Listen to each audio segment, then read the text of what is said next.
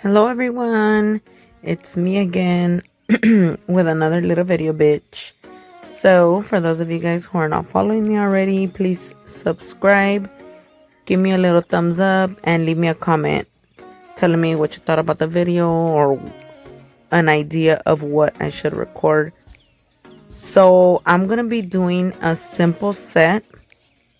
My dumbass fucking forgot to record the bling part. So I just have a watch me work, I guess, applying tips and shaping the nail and applying the acrylic. So right here I'm using the regular coffin. These tips are my favorite for clients who are gonna get just regular coffin, not too wide or not too skinny.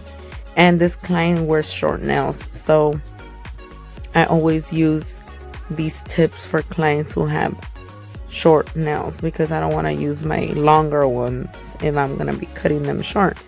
And I'm using the Zulay nail glue to adhere them to the nail. So whenever the weather is a little bit cold, you'll notice that your glue is drying a little slower. So make sure to turn on your fucking heater, bitch, because everything in the cold dries a lot slower. And right here I'm putting on the little tip. I had already measured all the fingers so that I could just glue them faster. And the way that you measure the nail tip, you have to measure it from side to side. So if the nail tip is too small, the enhancement is going to cause your client pain because it's going to apply pressure to the nail. So you do not want to put a nail that is too small. And if it is too big, you could always file the sides to the size of the finger. Lenny, no.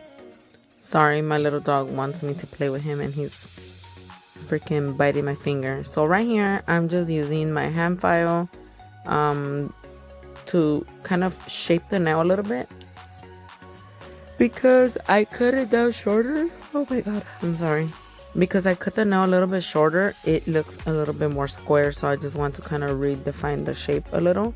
Now you don't have to perfect it right now because I'm gonna go ahead and file it later again. So I just kind of want to give it a closer shape to what I want so that I don't have to like use that much fuerza, you know, because a nail tip is a lot easier to shape than acrylic. So right here I'm blending the tip. And this is very important if you're using color acrylic, because if you don't do this part later on when you shape, you're gonna be able to see the nail tip, and you're gonna shave off the color from where the nail tip is popping out. And I'm using the Valentino Bad and Bougie acrylic. That color was the one that my client chose because she wanted something like natural but kind of pink and kind of nude, you know. So we felt like this one was closest to what she was looking for, and I really like it because it has like a little sparkle in it. It's pretty cute. And I ended up putting the details of the products on this video because I don't know if everybody be listening to the audio or not, but bitch, it's gonna be right there in your face. So take a screenshot, porque luego se les pierde la information, and when you try to be like, oh my god, what did she use, you know, you don't gotta ask the question, girlfriend. Just look at your little fotito. But I'll tell you anyway. I'm using the Bad and Bougie acrylic along with the number 16 Kolinsky brush and the Smooth Set monomer. And it allows me to just work very smooth. And somebody asked me, like, how do you know how thick the nail should be? So my answer is, you want to make sure that your nail is not flat. If your nail is flat, it's too thin, and more likely it's gonna fucking break in un putazo. And if your clients be breaking their fucking nails in the middle, that means that it's too thin. You want to have like a nice belly to the nail, but not too like pregnant, like no que va a tener twins en la pinche uña, like just like a nice little belly. So if you look through the side of your nail, it should have like a little arch. Although there's some clients who'll be like, yo las quiero más natural, bien like thin. And I mean, it's up to them. You have to tell them like, okay, but it might break if I leave it too thin. So once you warn them and you tell them, then you should be fine if they break it. Because I have a client or two who just like them super, super, super thin. And they already know the risks, But luckily they don't really break their nails.